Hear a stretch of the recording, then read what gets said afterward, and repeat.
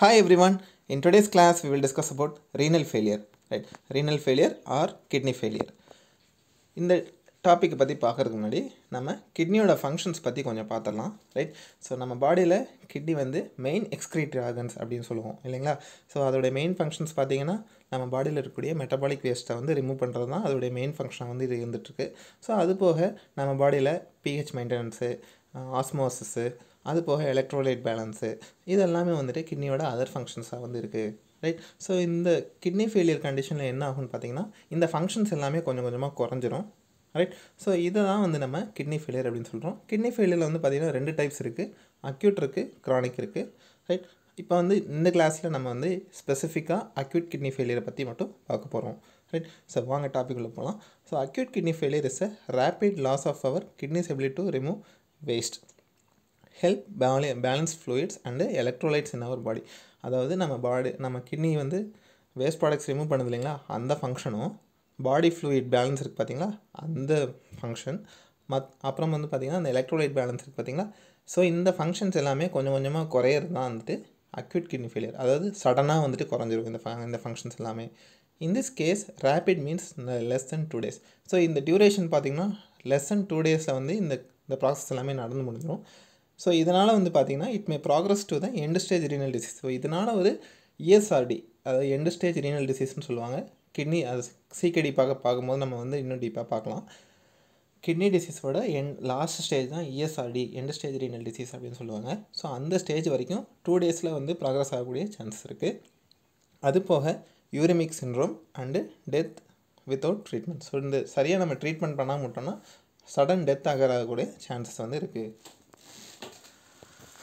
In most of the acute renal failure cases, usually asymptomatic, right? So cases வந்து பார்த்தீங்கன்னா asymptomatic தான் and is diagnosed when the screening of hospitalized patients reveals a recent increase in serum blood urea nitrogen and creatinine. So இது எப்படி sir வந்து diagnose பண்ணுறாங்கன்னு பார்த்தீங்கன்னா, so இந்த ப்ரொலாங்டாக ஒரு ஹாஸ்பிட்டலில் தங்கி ட்ரீட்மெண்ட் எடுத்துகிட்டு இருப்பாங்க. அந்த பேஷண்ட்ஸோட யூரின் லெவலில் வந்து பார்த்திங்கன்னா ஒரு சில டைமில் சடனாக வந்து நம்ம அந்த பிளட் சீரம் வந்து பார்த்திங்கன்னா யூரியா, நைட்ரஜன், கிரியாட்டின், ஸோ அதோடைய லெவல்ஸ் வந்து அதிகமாகிறது தான் வந்து கிட்னி ஃபெயிலியரோட மெயின் சிம்டமாக வந்து இருக்குது. ஸோ டெஃபினேஷன் பார்த்தீங்கன்னா acute renal failure is a syndrome characterised by rapid onset of renal dysfunction, right? So renal dysfunction வந்து main chiefly oliguria and or anuria and sudden increase in metabolic waste products in the blood with consequent development of uremia, right? So என்னென்ன இந்த oliguria, anuria, so இது எல்லாமே என்னன்னு சொல்லிட்டு one by ஒன்னாக வந்து பார்க்கலாம், ரைட்? ஸோ இதான் வந்து aetiology of acute renal failure. So acute renal failure வரக்கூடிய காசஸ், அதோடைய காசஸ் என்னன்னு சொல்லி பார்க்குறோம். ஒன்று வந்து ப்ரீ ரீனல் காசஸ், ரெண்டாவது renal causes, third one post renal causes, right? So first pre renal causes வந்து பார்க்குறோம், right? So pre renal causes are those which cause sudden decrease in blood flow to the nephron. So நம்ம கிட்னியில் அதோடைய functional unit என்ன, nephron, ரைட்டுங்களா? So அந்த nephron வந்து என்ன பண்ணும், நெஃப்ரானில் க்ளாமருலை அதோடைய ஸ்ட்ரக்சர்ஸ் எல்லாமே இருக்கும், ரைட்? ஸோ அதுக்கு போகிற blood flow வந்து கம்மியாயிரும், ரைட்டுங்களா? இந்த ப்ரீ ரீனல் டிசீஸ்னால் renal ischemia ultimately results in the functional disorders or depression of GFR or both. So நம்ம கிட்னியில் நம்ம GFR அப்படின்னு சொல்லி ஒரு டேர்ம் கேள்விப்பட்டிருப்போம். அதை வந்து நம்ம கிளாமருலால் ஃபில்ட்ரேஷன் ரேட் அப்படின்னு சொல்லுவாங்க, GFR ரேட் அப்படின்னு சொல்லுவாங்க. அதாவது நம்ம யூரின் ப்ரொடியூஸ் ஆகக்கூடிய ஒரு பர்டிகுலர் டைமுக்கு எவ்வளோ கிட்னி வந்து எவ்வளோ வந்து ஃபில்டர் பண்ணுது, அந்த கிளாமரில் வந்து எவ்வளோ ஃபில்டர் பண்ணுது, அதை வந்து கிளாமர் ஃபில்ட்ரேட் அப்படின்னு சொல்லுவாங்க. எவ்வளோ ஃபில்ட்ரேட் வந்து ஃபார்ம் ஆகுது அதை வந்து நம்ம GFR அப்படின்னு சொல்லுவோம்.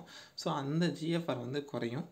These causes include inadequate cardiac output and hypovolemia or vascular disease causing perfusion of the kidneys. So என்னென்ன காஸ் மெயினாக வந்து பார்த்திங்கன்னா கார்டியாக் அவுட்புட் கரெக்டாக வந்து இருக்காது, சம்டைம்ஸ் ஹையாக இருக்கும், சம்டைம்ஸ் லோவாக இருக்கும். ஸோ அது ஒரு ரீசன். ஹைப்போவாலிமியா அப்படின்னு சொல்லுவாங்க. அதுபோக வாஸ்குலர் டிசீஸ். ஸோ இதனால் வந்துட்டு இந்த ப்ரீ ரீனல் காசஸ் வந்து வரும். நெக்ஸ்ட் இன்ட்ரா ரீனல் காசஸ் என்னென்னு பார்த்தீங்கன்னா, அதாவது intra renal disease, inside the இன்ட்ரானா inside, so inside the kidney there may be a disease, right? That is it is characterized by disease of the renal tissue itself. So நம்ம கிட்னியில் இருக்கக்கூடிய டிஷ்யூஸ்லேயே some disease வந்து வர chances இருக்குது. அது என்ன sir disease அப்படின்னு பார்த்தீங்கன்னா வேஸ்குலர் டிசீஸ், அதாவது கிட்னிக்கு போகிற ஆர்ட்ரிஸோ ஆர்ட்ரியூல்ஸ், டிசீஸ் ஆஃப் கிளாமருலையில் ஏதாவது டிஸார்டர்ஸாக இருக்கலாம், இல்லைனா அக்யூட் டியூப்லர் நெக்ரோசிஸ், அந்த ரீனல் டியூப்ஸ் இருக்குது பார்த்தீங்களா, ஸோ அதில் வந்து நெக்ரோசிஸ் வரலாம், அந்த நெக்ரோசிஸ் இஸ்கீமியானால கூட வரலாம், ரைட். இது effect of nephrotoxin, acute tubulo interstitial nephritis and pyelonephritis. So நெஃப்ரிட்டிஸுங்கிறது இன்ஃப்ளமேஷன் ஆஃப் யுவர் நெஃப்ரான்ஸ் அப்படிங்கிறது தெரிஞ்சுக்கோங்க, ரைட். ஸோ இந்த டிசீஸ் எல்லாமே சேர்ந்து ஒரு இன்ட்ராரீனல் காசஸாக வந்து இருந்துகிட்ருக்கு.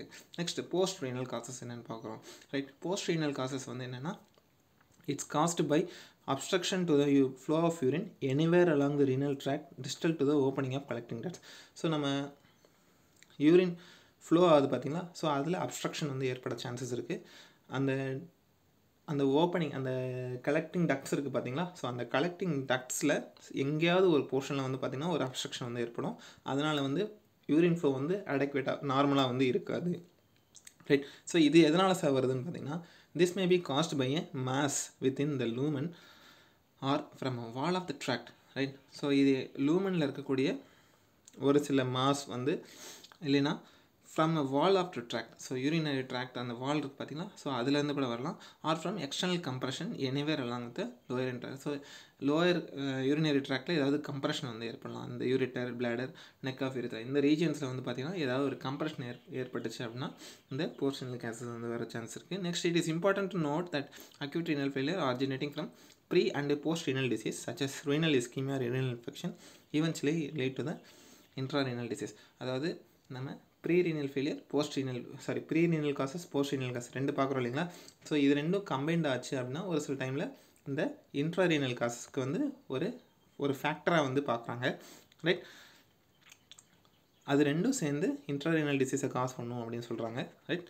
So some degree of renal nephron damage வந்து ஏற்படுத்தவும் சான்சஸ் இருக்குது, ரைட். ஸோ நெக்ஸ்ட்டு இப்போ வந்து நமக்கு அக்யூட் கிட்னி ஃபெயிலியர் வந்துருச்சு. ஸோ அக்யூட் கிட்னி ஃபெயிலியர் வந்துச்சு அப்படின்னா என்னென்ன சிம்டம், என்னென்ன கிளினிக்கல் ஃபீச்சர்ஸ் வந்து இருக்கும் அப்படின்னு சொல்லி பார்க்குறோம், right. First one, syndrome of acute nephritis. நம்ம ஆல்ரெடி நெஃப்ரைட்டிஸ் என்னன்னு பார்த்துட்டோம். Inflammation of your nephrons. This is most frequently associated with the acute post-streptococcal glomerulonephritis and rapidly progressive glomerulonephritis. So இந்த பாயிண்ட்டை நீங்கள் படிக்கிறதுக்கு இந்த பாயிண்ட்டை நீங்கள் தெரிஞ்சுக்கணும் அப்படின்னா நிறையா நீங்கள் வந்து ஸ்ப்ளிட் பண்ணி பார்க்கணும். அப்போ தான் வந்துட்டு இந்த பாயிண்ட்டோட மீனிங் வந்து தெளிவாக உங்களுக்கு புரியும். ஃபஸ்ட்டு பாருங்கள், அக்யூட் போஸ்ட் ஸ்ட்ரெப்டோகாக்கல் அப்படின்னு என்ன அர்த்தம்? அக்யூட் போஸ்ட்டு ஒரு ஸ்ட்ரெப்டோகாக்கல் பாக்டீரியானால் நம்ம கிளாமருல இருக்கக்கூடிய நெஃப்ரான்ஸ் வந்து நெஃப்ரானில் இருக்கக்கூடிய கிளாமருலை வந்துட்டு இன்ஃப்ளமேஷன் ஆகுது. அதான் சொல்கிறாங்க போஸ்ட் ஸ்ட்ரெப்டோகாக்கல் நெஃப்ரைட்டிஸ், கிளாமருலோநெஃப்ரைட்டிஸ். நம்ம நெஃப்ரான் வந்து இன்ஃப்ளமேஷன் ஆகுது, சரிங்களா. அது எதனால் அப்படின்னு பார்த்தீங்கன்னா ஸ்ட்ரெப்டோகாக்கல் பாக்டீரியானால் சம்டைம்ஸ் வந்து இன்ஃப்ளமேஷன் ஆகக்கூடிய சான்சஸ் இருக்குது. ஸோ அது அண்ட் ரேப்பிட்லி ப்ராக்ரெசிவ் கிளாமருலோநெஃப்ரைட்டிஸ். ஒன்று பாக்டீரியல் காசாக இருக்கலாம், இல்லைன்னா சடனாக வந்துட்டு ஒரு கிளாமருலோநெஃப்ரைட்டிஸ் வரலாம், right. Next, renal dysfunction results from the extensive proliferation of epithelial cells in the glomeruli with a consequent mild increase in glomerular permeability and a decrease in GFR.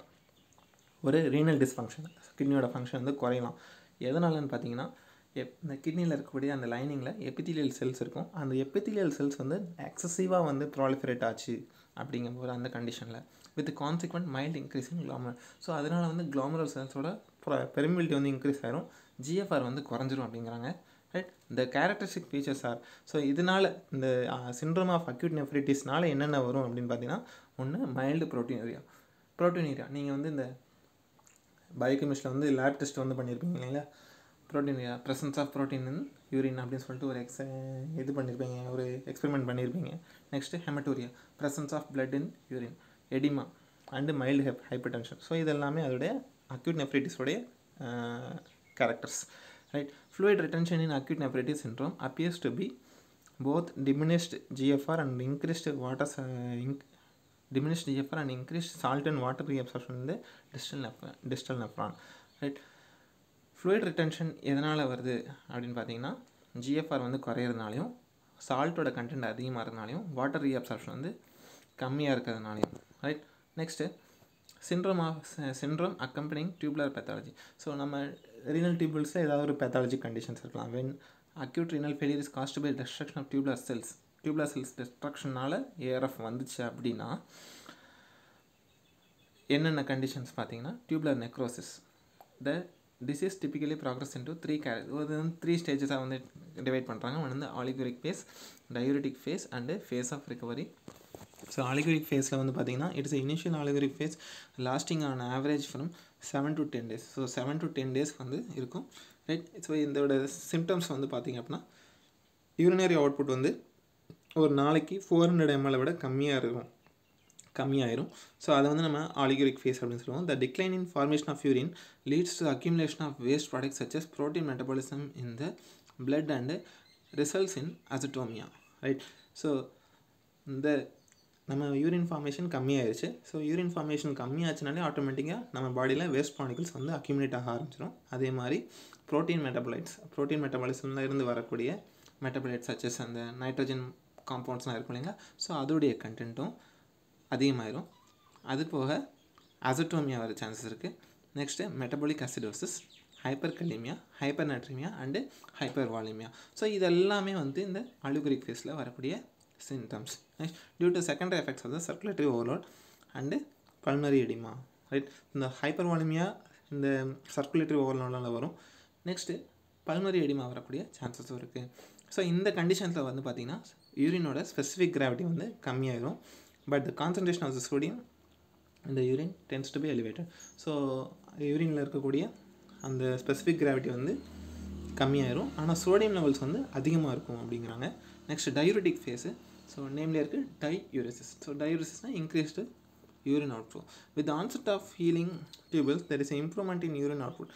So அந்த டியூபிள்ஸ்லாம் கொஞ்சம் கொஞ்சமாக ஹீல் ஆகும்போது அந்த யூரினரி அவுட்புட்டில் வந்து கொஞ்சம் அதிகமாக இருக்கும், யூரினரி அவுட்புட் வந்து இம்ப்ரூவ் ஆகும், right. This is believed to occur due to drawing of water and sodium by preceding the high levels of creatinine and urea as they move through the nephron so as to be excreted, right.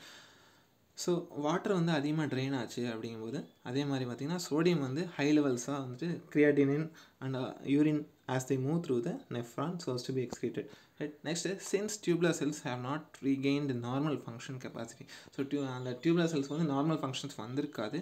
So அதனால் the urine is of low or fixed specific gravity. So urine வந்து பார்த்திங்கன்னா அப்பையும் வந்து specific gravity வந்து கம்மியாக தான் இருக்கும். So recovery phase வந்து பார்த்திங்கன்னா healing of tubular epithelial cells, right. First proliferate ஆச்சு பார்த்திங்கன்னா அந்த டியூப்லர் எபித்தீலியல் செல்ஸ் வந்து ஹீல் ஆக சான்சஸ் இருக்குது half the cases, while the others terminate in the death. So sometimes death ஆகக்கூடிய சான்சஸ் இருக்குது.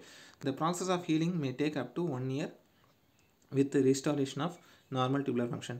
ஸோ இந்த ரெக்கவரி ஃபேஸ் வந்து பார்த்திங்கன்னா 1 year வரைக்கும் எக்ஸ்டெண்ட் ஆகக்கூடிய சான்சஸ் இருக்குது. எப்போ வரைக்கும் பார்த்திங்கன்னா அந்த ரீனல் டியூபிள்ஸ் வந்து நார்மல் ஃபங்க்ஷன் அட்டைன் பண்ணுற வரைக்கும் இது வந்து ரெக்கவரி ஃபேஸ் அப்படின்னு சொல்லுவாங்க, ரைட். ஸோ இது வரைக்கும் நம்ம இந்த இதோடைய கிளினிக்கல் ஃபீச்சர்ஸ் பார்த்தோம். கிளினிக்கல் ஃபீச்சர்ஸில் oliguric phase, diuretic phase and recovery phase அப்படின்னு சொல்லிட்டு 3 ஃபேஸ் பார்த்துருக்கோம். நெக்ஸ்ட்டு அக்யூட் ரீனல் ஃபெயிலியரோட இது பார்க்குறோம். அக்யூட் ரீனல் ஃபெயிலியரோட பேத்தோஃபிசியாலஜி.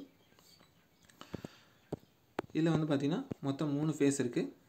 சேம் இந்த கிளினிக்கல் ஃபீச்சர்ஸே தான் பேத்தோஃபிசியாலஜின்னு வரும். ஜஸ்ட் நம்ம அந்த கான்செப்டை மட்டும் அந்த பர்டிகுலர் இதில் வந்து அப்ளை பண்ணால் போதுமானது. First one, acute renal failure begins with underlining clinic condition with leading to the tubular necrosis, right. So first வந்து ரீனல் டியூபிள்ஸ் வந்து நெக்ரோசிஸ் ஆகும், ரைட்டுங்களா. எக்ஸாம்பிள் வந்து பார்த்திங்கன்னா எதனால் ஹெமரேஜ்னாலையும், ஹெமரேஜ் ஆச்சுன்னா haemorrhage reduces blood volume and renal perfusion. So ஹெமரேஜ்னால கிட்னி டியூபிள்ஸ்க்கு போகக்கூடிய blood volume குறைஞ்சிரும், அதே மாதிரி ரீனல் பெர்ஃபியூஷன் வந்து அதிகமாகும், right. If adequate treatment is provided in this phase, the individual prognosis good, right. So இந்த ஃபேஸ் 1லேயே நம்ம வந்து கண்டுபிடிச்சிட்டோம், அதுக்கு ட்ரீட்மெண்ட் நம்ம கொடுத்துட்டோம் அப்படின்னா நம்ம வந்து ஓரளவுக்கு நம்ம இதை வந்து கட்டுப்படுத்திடலாம், ரைட். செகண்ட் ஃபேஸ் பார்த்திங்கன்னா மெயின்டெனன்ஸ் ஃபேஸ் அப்படிங்கிறாங்க. A persistent decrease in GFR. So இந்த ஃபேஸில் வந்து ஒரு கண்டினியூஸாக GFR வந்து குறைஞ்சிட்டே வரும். And tubular necrosis characterises phase. So இந்த இதில் வந்து பார்த்திங்கன்னா டியூப்லர் நெக்ரோசிஸ் வந்து இதோடைய மெயின் ப்ராமினன்ட் ஃபீச்சராக வந்து இருக்குது. Endothelial cell necrosis and sloughing lead to the tubular obstruction and increased tubular permeability. So endothelial cells வந்து நெக்ரோசிஸ் ஆகிறதுனாலையும் அதே மாதிரி ஸ்லாகிங்னாலையும் டியூப்லர் அப்ஸ்ட்ரக்ஷன், டியூபிள்ஸ் வந்து அப்ஸ்ட்ரக்ட் ஆக ஆரம்பிச்சிடும். அதே மாதிரி டியூப்லர் பெர்மிலிட்டி வந்து அதிகமாகிடும், right? So efficient elimination of metabolic waste, water, electrolytes and acid from the body cannot be performed by the kidney during the phase. Therefore azotemia, fluid retention, electrolyte imbalance and metabolic acids occur, right? So இந்த இதில் வந்து பார்த்திங்கன்னா நம்ம பாடியில் இருக்கக்கூடிய metabolic waste வந்து சரியாக eliminate ஆக முடியாது. அதே மாதிரி water, electrolytes and acids, so இது எல்லாமே கம்ப்ளீட்டாக எலிமினேட் ஆக முடியாது கிட்னிலேருந்து. ஸோ அதனால் வந்து azotaemia, fluid retention, electrolyte imbalance and metabolic acidosis இந்த கண்டிஷன்ஸ் எல்லாமே இதனால் வருது. ஓகேவா? Next efficient elimination of metabolic waste and electrolytes and acids from the body cannot be. So already அந்த பாயிண்ட் தான் இங்கே ரிப்பீட் ஆகிருக்கு, sorry. Next immune function is impaired and the patient may be anemic because of the suppressed erythropoietin secretion by the kidney and toxin related shorter RBC life, right? So நம்ம immune function வந்து impair ஆகிரும் அப்படிங்கிறாங்க. அதே மாதிரி வந்து பார்த்திங்கன்னா patient வந்து anaemic ஆகிருவாங்க. ஏன்னா வந்து பார்த்திங்கன்னா இந்த எரித்ரோபாய்டின் அப்படின்னு ஒன்று கேள்விப்பட்டிருப்பீங்க, அந்த ஹீமோகுளோபினுக்கு தேவையானது, ரைட்? ஸோ அந்த எரித்ரோபாய்டின் செக்ரேஷன் வந்து கிட்னியில் தான் நடக்குது. அதோடைய செக்ரேஷன் வந்து கம்மியாயிடும். அதனால அனிமியா வரக்கூடிய சான்சஸ் இருக்குது. அது போக toxin related shorter RBC life, so ஆர்பிசியோட லைஃப் ஸ்பேன் வந்து குறைஞ்சிரும், ரைட்? நெக்ஸ்ட்டு ஃபேஸ் 3, இதை வந்து ரெக்கவரி ஃபேஸ் அப்படிங்கிறோம். So renal function of kidney improves quickly for the first 5 to 25 days. So recovery ஃபேஸில் ஃபஸ்ட்டு 25 daysக்கு ஃபாஸ்ட்டாக இருக்கும். It begins with recovery of GFR. First ஸ்டார்டிங்கே வந்துட்டு ஜிஎஃப்ஆர் வந்து நார்மலாகிடும். அந்த tubular function so such an extent that blood urea nitrogen level, அதாவது பியூஎன் அப்படின்னு சொல்லுவாங்க, அந்த லெவல் வந்து நார்மலாகிடும். And serum creatine stabilise, so சீரமில் இருக்கக்கூடிய கிரியாட்டின் லெவல் வந்து ஸ்டெபிளைஸ் ஆகும், right? improvement in the renal function may continue for up to a year and more nephrons regain the function. So இந்த ரெக்கவரி ஃபேஸ் வந்து ஒரு 1 yearக்கு வந்து ப்ராக்ரஸ் ஆகி அப்புறம் தான் வந்து க்யூர் ஆகும். அப்போ தான் வந்துட்டு எல்லா நெஃப்ரான்ஸும் வந்து அதோடைய நார்மல் ஃபங்க்ஷன் வந்து ரீகெயின் ஆகும் அப்படின்னு சொல்கிறாங்க, ரைட்? ஸோ இதுதான் ரெக்கவரி ஃபேஸு, ரைட்? நீங்கள் வந்து இந்த கிளினிக்கல் ஃபீச்சர்ஸையும் இந்த மெக்கானிசிட்டியும் வந்து பார்த்திங்கன்னா சேர்த்து பார்த்தீங்க அப்படின்னா உங்களுக்கு வந்து கான்செப்ட் வந்து தெளிவாக வந்து புரியும். நெக்ஸ்ட்டு சிம்டம்ஸ் பார்க்குறோம். ஸோ சிம்டம்ஸ் ஒரு சில சிம்டம்ஸ் இருக்குது. மெயினாக வந்து பார்த்திங்கன்னா bloody stools, breath odor, metallic taste in the mouth, changes in the mental status or mood, decreased appetite. So இது மாதிரி ஒரு சில மெயின் ஃபங்க்ஷன்ஸ் இருக்குது. ஸோ யூரினில் வந்து என்னென்ன சேஞ்சஸ் வந்து பார்த்திங்கன்னா little or no urine, excessive urination at night, urination steps completely. So urine வந்து சம்டைம்ஸ் கம்ப்ளீட்டாக ஸ்டாப் ஆகக்கூடிய சான்சஸும் வந்து இருக்குது, ரைட்? ஸோ இது எல்லாமே வந்துட்டு அக்யூட் ரீனல் ஃபெயிலியரோட சிம்டம்ஸ், ரைட்? ஸோ இன்றைக்கி கிளாஸில் வந்து நம்ம அக்யூட் ரீனல் ஃபெயிலியர் பற்றி தெளிவாக பார்த்துட்டோம். ஸோ இந்த கான்செப்ட்ஸில் உங்களுக்கு ஏதாவது டவுட்ஸ் இருந்ததுன்னா you can leave in the comment box, right? Thank you so much.